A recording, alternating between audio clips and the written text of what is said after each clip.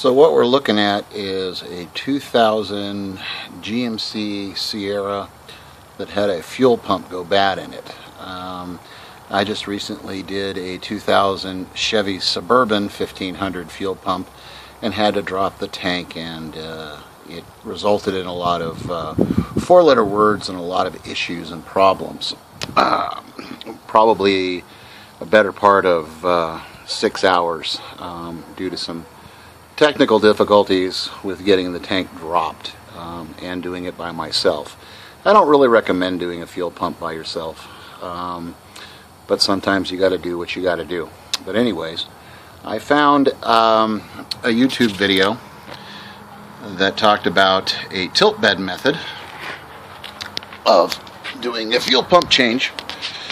So what I did is I removed 4 bolts on the driver's side and loosened up the 4 bolts on the passenger side and disconnected the filler neck, which was 2 Torx bits and one of those plastic pull pins. You can see there and there. That's where the little plastic pull pin is. You pull the pin out and it's got a little umbrella. Pull that whole thing out and put it in a safe place. They do tend to break sometimes. You can get those at your local auto parts store. Luckily for me, it was new enough and soft enough that I wasn't able to have a problem. And it just disconnects from up there. So 3 screws.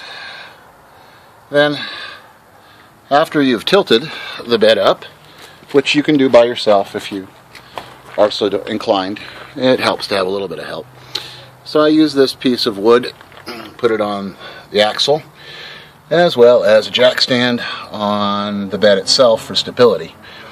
And I'm going to go in here and I'll show you exactly what we're looking at. So that's where the fuel pump goes, and you can kind of duck down underneath here. I'm on my hands and knees, so I'm just like this. Okay. Smile for everyone. And you've got 3 lines. 1, 2, 3. They're all sized differently. This is the larger. This is the center. It only fits on one way. And this is the smaller. These have little clips on the fuel pump itself, which I'll show you in a little bit, that you squeeze and then just pull this out. This, however, has a little thing here that you squeeze and it releases, and it's a vent line. And this one has a little clip that resides on the fuel pump. It's a good idea if you're going to do this is that you go to your local auto parts store and pick up the retaining clips, because you have to take them off the old pump. However, they tend to crack. And for about $4, $5, you can get an assortment of 6. So that if you booger one up when you're putting it on, or put it on backwards and you break it, which I've done in the past on the Suburban, but I learned from that on this. So you can do all that. So I'm going to back out here. I'm going to put the new pump in and take it from there. Be back to you shortly. Okay, I'm back. So here's our new pump, and the old pump, well, far away from us. So, as I was saying, with the new pump, there are these little clips here, and you put them on this way and they slip. This is what it looks like.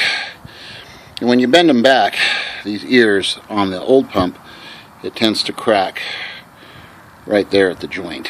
So 2 different sizes.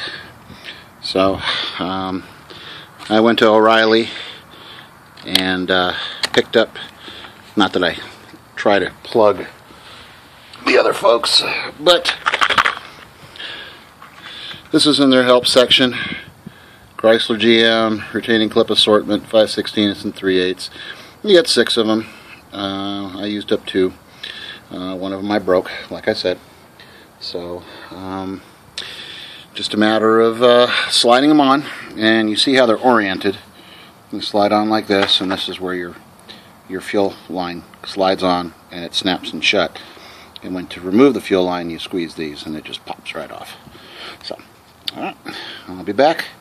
I'll get this underneath the truck and into the tank. Alright folks, we're back. So, see if I can get it to focus. There's your new fuel pump. Yeah. All done. And you tuck the filler neck up underneath. And I'm about ready to pull this piece of wood out and drop the thing off. I don't know if you can see it or not, but there's one of the bolts, and there's the other one. There's two, and then you got 3 and 4. So you loosen those up about a little past half loose, 3/4, and then you tilt the whole bed up, and then off we go. So I'm about to put it back down, take it for a test drive. I fired it up just before I dropped the bed, make sure everything was hooked up right, didn't have any leaks, so we're all good.